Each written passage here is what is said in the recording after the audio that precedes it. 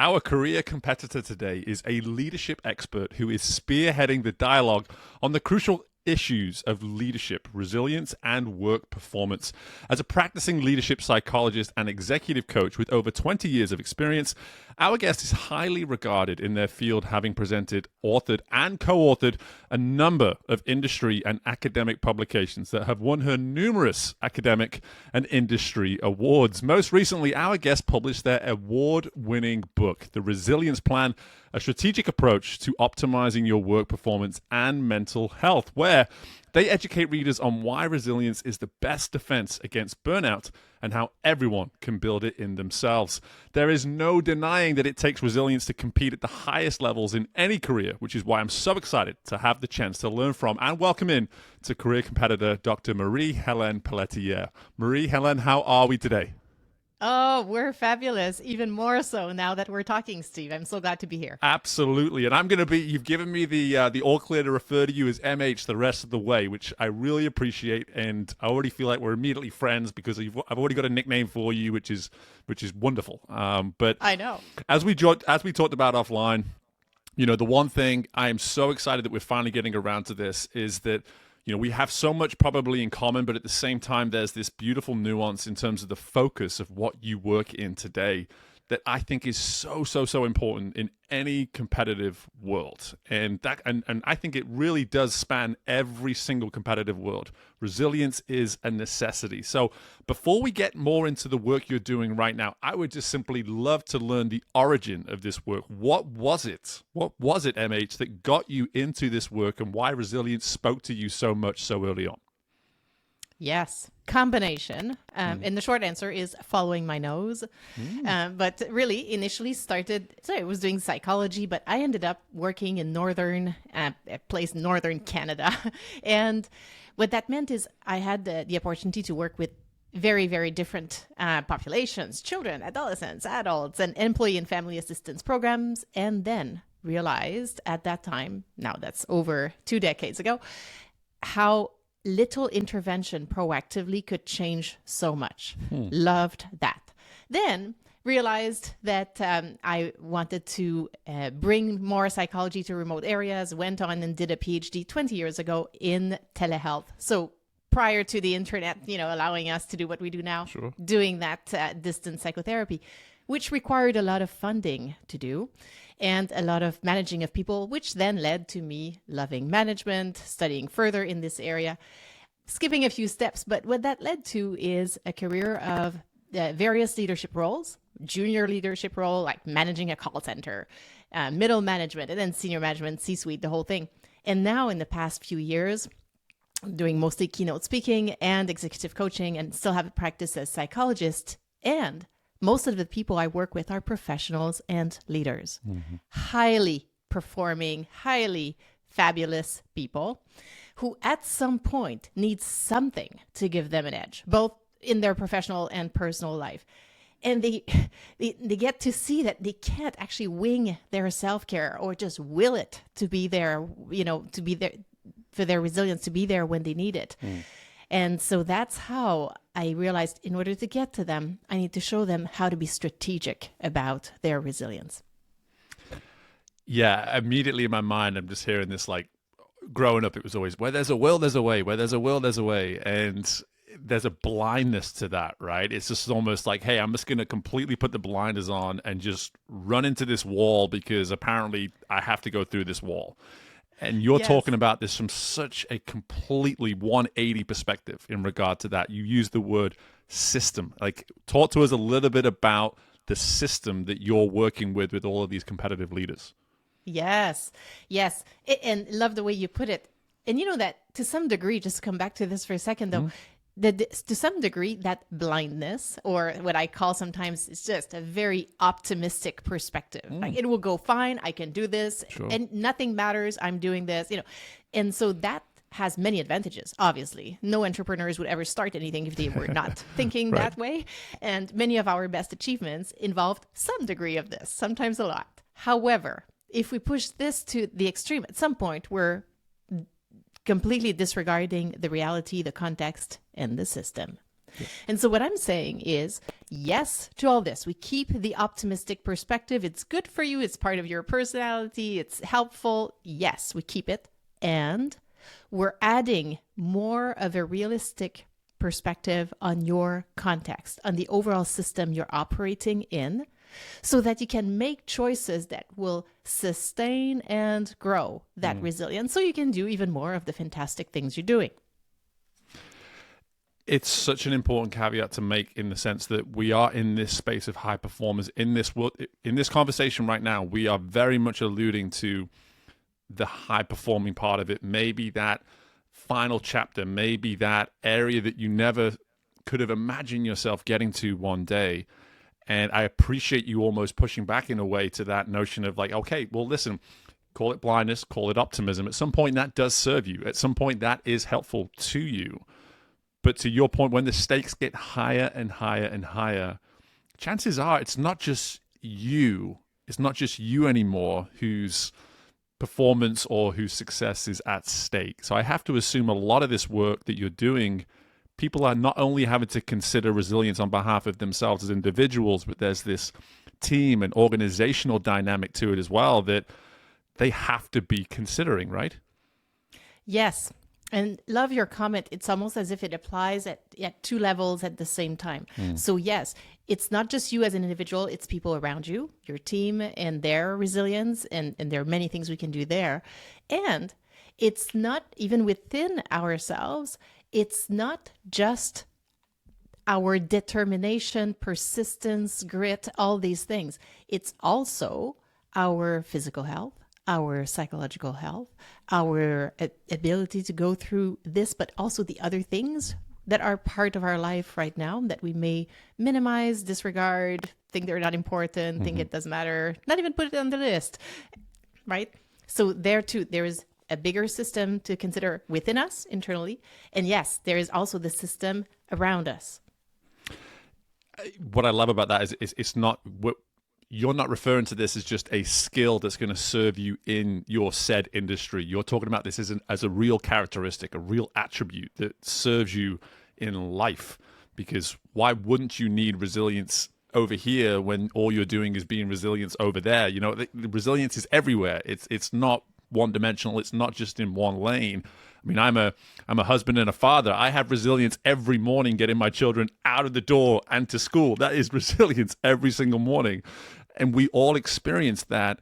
But I'm curious now, just from that positive side of things, when you're working with these folks in this space of resilience, how do you help them see the positive? How do you help them see that the resilience that they're experiencing is in fact worth the work? Because on the other side of the resilience is, you know, fill in the blank for us. So I'm just curious about that. Yes. I would say they usually see it, but I can still try to see if they didn't, how would we get there? They usually see it because they get to a point where the amount of demands that they're facing, and you know, we'll all have times when somehow things look normal. It's right. wonderful. You know, we can actually, it's decent. But then there will be many phases where we're pushing the limit of the hours in the day, the minutes in the hour, all that.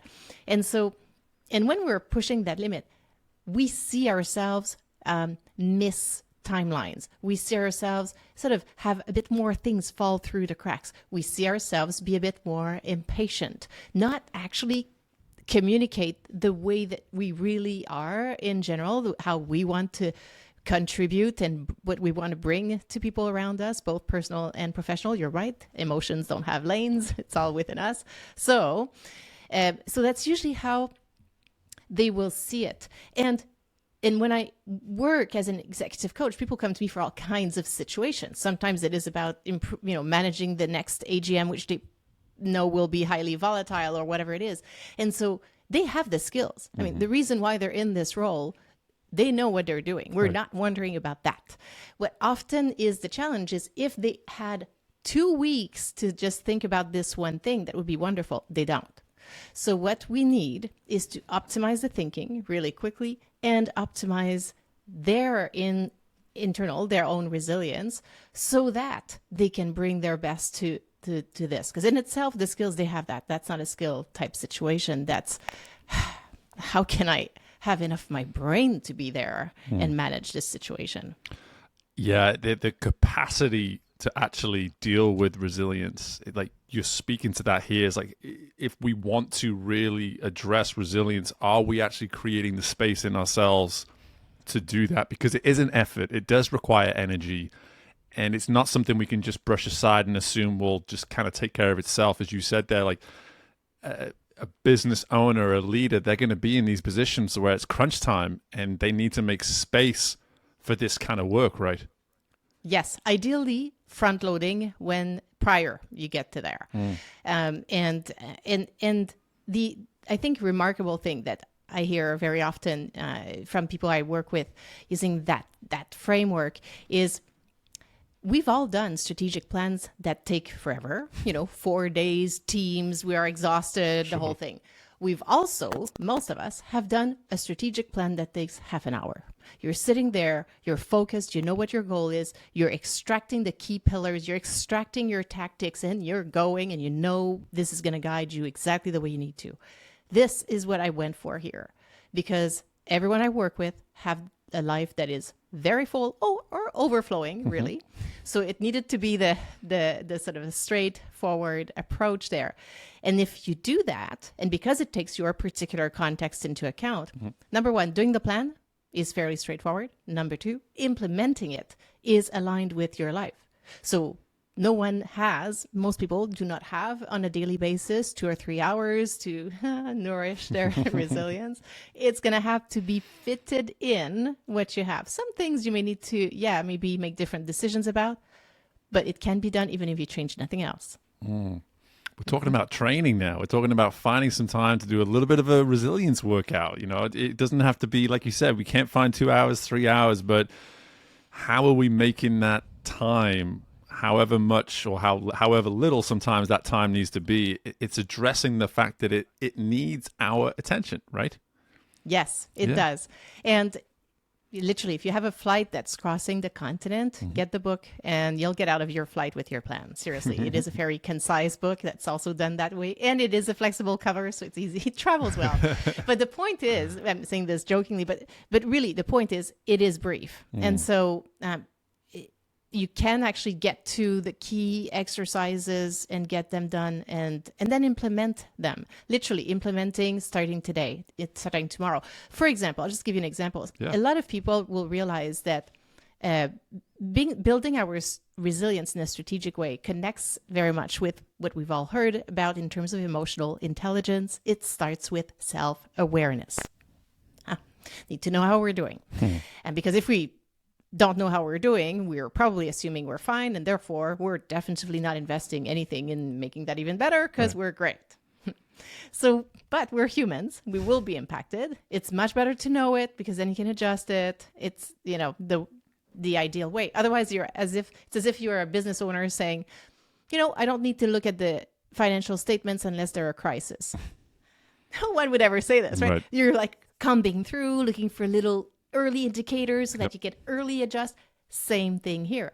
So a concrete example of increasing your self-awareness, you print a calendar from the internet somewhere, or you create one and you put it on a wall at a place that you visit every night.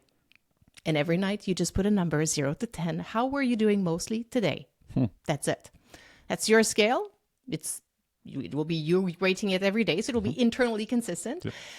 But then it will allow you to see, okay, 9.5, 8.5, 9, 8.5, 9, 7, 6.5, 6. So you're going to catch it before you're at the bottom of the tank here. And that is not taking a lot of time. I'm talking 5 seconds. Right. That is so. You talk about discipline in this. My mind immediately always goes to discipline with this sort of thing because, again, so simple to say, but we suddenly go a couple of days and we forget to write the number down. And then usually that in itself, as much as you maybe notice the 6 and the 5s and the 6 and the 7, like we're allowing ourselves to excuse the exercise as well sometimes because we're not actually being assertive and establishing that discipline to something that can truly serve us in terms of what we're doing here And I love the subjectiveness of this too. It's like, this is your scale. You're not, this isn't MH's scale. This is your scale. You get to decide, was today a 10 or was it a 6? Like, that's up to you. And no one else can ever possibly explain that number to you aside from yourself. That is a level of ownership as well that I'm hearing in this exercise that can truly help someone see, okay, this is on my terms. I get to decide where my head is right now and when I need to start noticing that, hey, something's up, something's off, and that good flow that I had going for a few days there, it's now starting to subside a little bit. And you see how, and I'm sure everyone hearing you say this right now is, or many probably are thinking this, how what that does, and we hear it in how you say it, it grounds you. It gives you back that control that in times of extreme busyness, when you feel like things are not sliding in the right direction, you feel like you don't have much control. And sometimes looking for something to grab is really hard. So the more we can make these ways simple, doable, the better. And sometimes that will create that motivation to keep doing it because you are giving yourself the visibility. You are driving your own ship, so to speak. And so that sometimes will contribute. But then if it turns out it's not your tool, well, it may be something else. Yeah. But that motivation part of it, we all want that on the back end. We all want to feel as though it's motivating us in the process. And I've had a similar process of my own. I cover a few different things, then I put numbers and I assign numbers to, and I've done it for a long time now. And for me, it is that it's as consistent or it's as part of my routine, let's say, as my desire to try to work out somewhere between 30 to 45 minutes every day. Like, that is how I prioritize it, to the point where when I do travel and maybe get busy with this and this and this, and a couple of days go by and I see these couple of days missing, and it's like, wait, now I have to try to remind myself how I felt. Did I feel good? Was I not good? And then you suddenly go, wait, just ground yourself, just take a moment and just reestablish this work that you were doing. It's not the end of the world if you miss a couple of days, but to your point, it grounds you enough because you have that motivation from the benefit of that work previously. Yes. And what you're saying there also is very important because it's the same as when we create a strategic plan in a business about launching a new product or a new service. That strategic plan will have flexibility built in. We will reevaluate, see how it goes. We'll create sometimes different versions of this plan for different phases of the year or a different context. And so the example you're giving applies that way to many of us. We'll have a different context when we travel for work. We'll have different context vacation time. We may have a different context if life, for whatever reason, creates a phase where the schedule looks different. And having flexibility, and we know this from research on habits, that yes, you do want consistency and the same thing and all that. Yes. And you also want some level of flexibility with it so that, today didn't happen. We're not worried about this. We're moving right back to the habit tomorrow or as soon as we can. It's staying on the radar. And sometimes one of the things I'll suggest is just find a much smaller version of it so you can keep it. So say for you, for example, if you're saying, you're planning for, let's say 30, 45 minutes exercise every day, and a certain day is absolutely not possible. You're traveling and whatever. Well, I mean, you may be already doing this. I've not known you for that long, but quite possibly.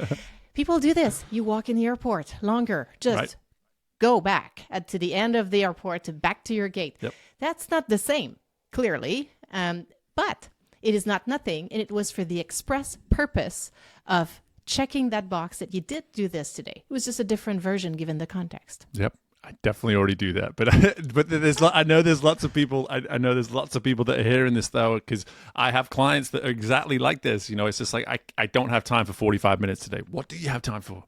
What do you have 5? Do you have 10? Do you have 15? Because if you do, it's all of that's higher than 0. And all I'm hearing, we're just a complicated being, aren't we? We humans. There's a lot going on. There's a whole bunch going on, and we're trying to manage all of this. And I would love, MH, here for you to just maybe provide that moment where you've seen all of this stuff that you're talking about. How did it serve you, and when did it serve you when you most needed it within your life? Because I have to assume that someone who has practiced this the way in which you have, and all these different folks that have benefited from it, when was it the resource for yourself that you needed it to be? Constantly, I would say. Anytime the context changes, but so I'll give you maybe two examples. Please. But one was when I was planning to write the book.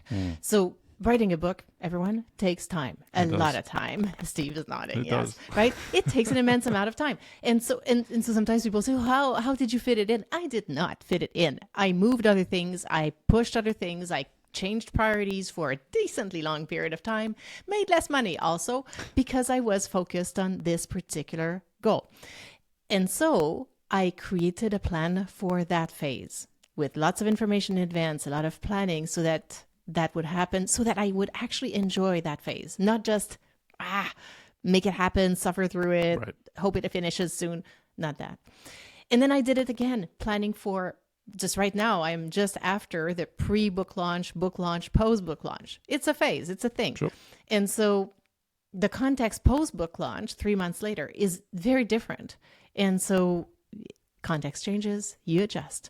So it does not take long, but it changes everything. Otherwise, you're trying to keep doing what you were doing and the context has changed. It doesn't work. It's like, when you keep doing with your 3-year-old what worked when they were 2 years old. You were great. You had found a balance. Right. It was all working. And then they grow and you keep doing the same thing. It doesn't work. Right. You keep doing it. It doesn't work. And at some point you say, okay, something's not working. Yep. And then you realize, well, yeah, you need to change. I'm living it right now. MH. I got a 4-year-old daughter going on 14 and a 3-year-old son that doesn't believe in gravity. So there's two very adverse things going on, requiring a ton of resilience on behalf of my wife and I. But I love that example. I'm glad that you brought it back to the book because, firstly, because I can obviously it resonates with me. I've been there, I've done it, but at the same time, to your point, it wasn't about fitting it in. It was never about fitting it in. It was always about what has to move to make space. And that has kind of been a running theme here in this conversation. It's, again, if you're hearing this and you're just like, do I practice resilience? Do I practice this? Do I practice that? Well, if you're questioning it, most of the time that usually means that maybe you're not making a lot of space for it. If you find yourself doing that right now as you listen to us, I encourage you to say, okay, where can I make space for this? What can I move, to make space for this? And in that moving, knowing that it's an intentional act that you are taking ownership for, and you will therefore be motivated to follow through with it. Because making it subjective from the very beginning in so many ways, making it personal from the very beginning in so many ways. Agreed. And sometimes, in order to make space, you need a bit of planning ahead, given how full everyone's life is. So seeing that there will be a summer in the next few months for many people in the North Hemisphere. I don't want to pronounce that word. It's the same in French, so that's my problem. Yeah. Steve, how do you say it? Hemisphere.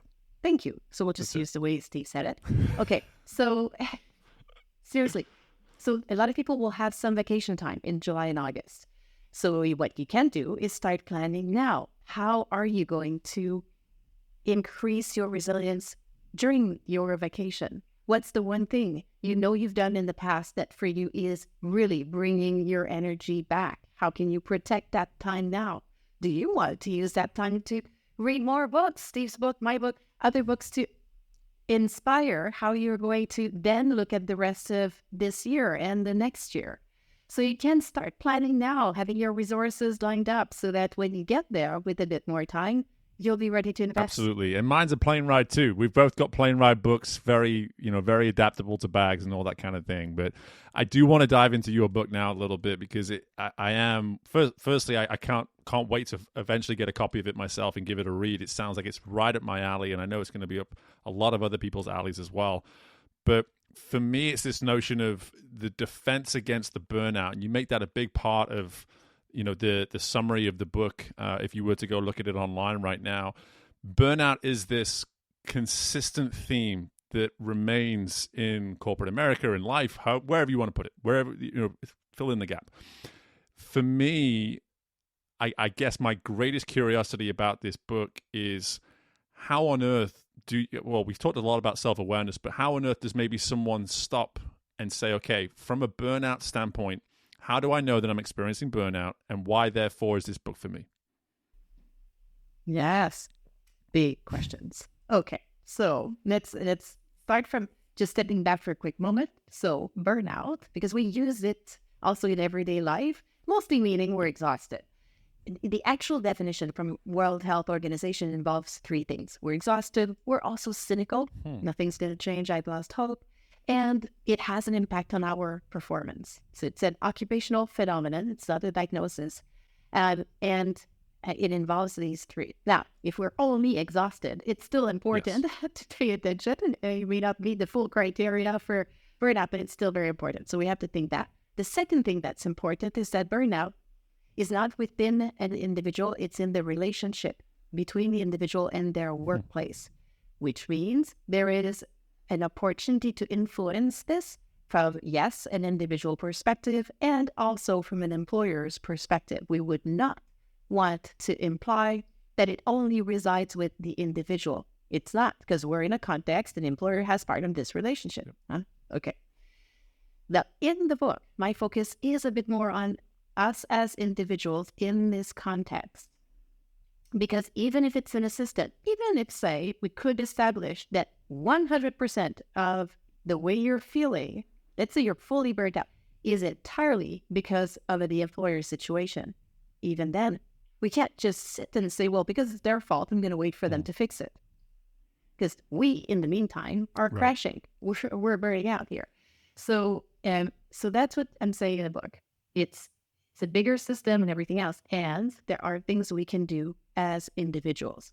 So going back to, therefore, what do we do? How do we do this?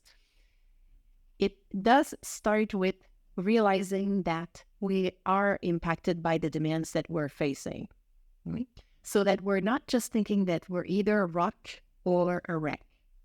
That's what tends to happen. I've got a chapter called just that. Because high performers tend to think that they are the rock. They think that we think that. I thought this, and you're told this. Family members tell you, oh, honey, you're the rock of the family. You're the rock of the team. You're the rock of the work, whatever. And that's nice. It's meant very positively and all. However, it suggests that therefore we're not impacted. We can do anything, anytime. It never matters. And then that's when we stay here until we're like, over here, I'm a wreck. Hence, that exercise of checking in with yourself on a regular basis, which allows you to realize smaller impacts and acting sooner. But part of what having a strategic plan for your resilience will do is, number one, connect you with your values. Listing all your values, what's most important for you in life. I've got an exercise where I'm asking people on the sheet to have 2 columns, all the demands you're facing, all the sources of supply you have. So, and here, careful about this positive bias, I'm calling it there, that it's not just the top 3 things you don't like about work. It's also the positive things in your work right now, but they're demanding. Like launching a book would have been one, for example. Super exciting, love it, wanted it, like yay, and it's going great. And it represents a demand. And then listing all the demands on the personal side, not just, oh, well, of course I'll take care of my daughter. She's my daughter, I love her and all that. Yes, and these days, it's especially demanding. So yes, it goes on the list. So we're becoming more realistic. Because without that realistic perspective, no, we're not going to carve out the little time to take action. I also walk people through doing a SWOT analysis for themselves, looking at their own areas of strengths, challenges internally, but also externally in their context, so that you can get to a strategic plan. I am so thankful that you provided that definition around burnout. I think that is such an important piece in this, mainly because of the cynical piece immediately addresses that this is, and again, you can correct me if I'm wrong here, and I welcome it, but it sounds like it's as much of a mindset as it is a situation too. I mean, obviously we're experiencing it on a physical level, but the cynicism tells me right away that there's this mindset that we've now taken because of the situation, because of the circumstances that we're in. But in my mind, whenever I hear that something is being captured through a mindset, I hear there must be a solution. There must be a solution. If there's something going on in the mind, there must be a solution. That it's not a you problem. It's not this thing that's wrong with you. It's a mindset that has become, because of, to your point, the context that you now find yourself in. So again, you're the doctor. You correct me if I'm wrong here. Or am I capturing that right? You are. It involves both aspects. There are situations like that are exclusively mindset. Say, for example, someone who's anxious about speaking in front of a group of people. That anxiety is in their mind, and if we deal with it, then it's gone, and that's it. It was their thinking that was making it worse. They're all looking at me. They all think that I'm looking stupid. They don't like what I'm saying. It doesn't resonate with anyone. Whatever. That is exclusive mindset. Whereas in burnout, we've got in part mindset, and we've got in part the situation. For example, just so we see what I mean by this, and we know this from research, the kinds of things that a workplace sometimes unfortunately won't pay as much attention to, the amount of workload we're dealing with. And again, we're not talking about changing 80% of it. Sometimes a 10% change means a big difference. Sense of community, involvement of people, their opportunity to influence decisions. If these things are there, and these are 3 examples, there are others. If these things are there, I likely will maintain a bit more of a sense of engagement, feeling like I can influence things, and it's all good. If these things are not present, or perhaps they are somehow present, but they're not communicated, so they look like they're not, then that can lead in part to me developing this mindset of, well, there's no hope. Nothing's ever been changed, and that's no good. So, and then, yes, we can do things with this mindset, also recognizing it's a system, and some of it belongs to, in this case, the employer side.